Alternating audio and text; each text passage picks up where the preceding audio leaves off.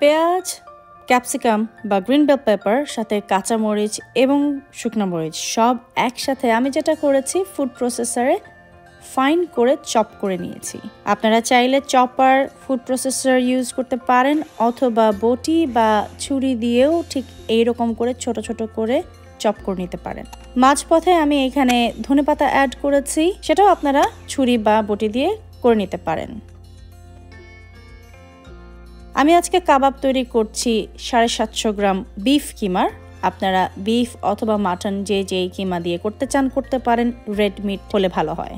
Chop করে রাখা পেঁয়াজ, ধনেপাতা, কাঁচামরিচ যে রসটা আছে সেটাকে নিংড়ে নিয়ে কিমার মধ্যে দিয়ে দিলাম। সাথে দিলাম গরম মশলা, ধনে গুঁড়া, গোলমরিচ গুঁড়া, লবণ স্বাদ অনুযায়ী। আমি এখানে 2 চা চামচ দিয়েছি। 2 চা চামচ দিয়েছি চিনি, সেই সাথে 1 টেবিল চামচ পরিমাণ আদা রসুন বাটা, 2 চা চামচ কেওড়া জল এবং বাইন্ডিং এর জন্য আমি এখানে দিয়েছি বেসন আধা কাপ।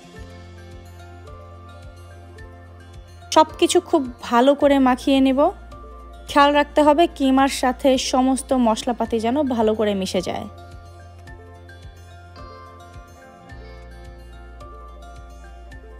সব মিশে যাবার পরে আমি 2টো টমেটো থেকে বিচিগুলো সরিয়ে নিয়ে তারপর ছোট ছোট কিউব আকারে চপ করে নিয়েছি এবং সেগুলোকে এই কিমার মিশ্রণের সাথে ভালো করে মিশিয়ে দিচ্ছি।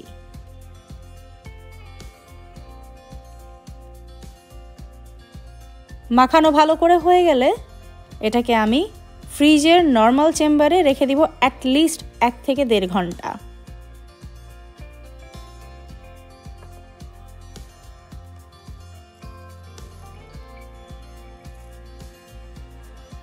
ফ্রিজের থেকে বের করার পর ঠিক যেইভাবে আমি দেখাচ্ছি এইভাবে কাবাবের শেপ দিতে হবে।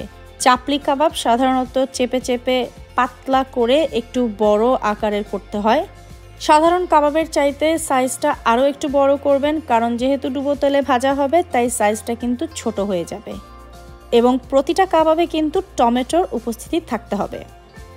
এই কাবাবটা ডুবো তেলে ভাজতে হয় এবং খেয়াল রাখতে হবে এটাকে কোনোভাবেই কিন্তু ওভার ফ্রাই করা যাবে না, তাহলে কিন্তু শক্ত হয়ে যাবে, খেতে ভালো লাগবে না, রাবারি লাগবে এবং খাওয়ার সময়ও বুঝতে পারবেন কাবাবটা ওভারকুক হয়ে গেছে।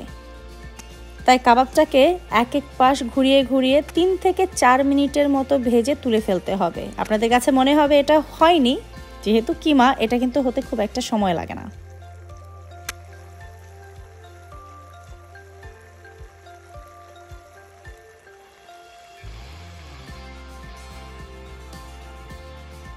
Okay, so if you like this video, make sure to like, subscribe, and share this video with your friends.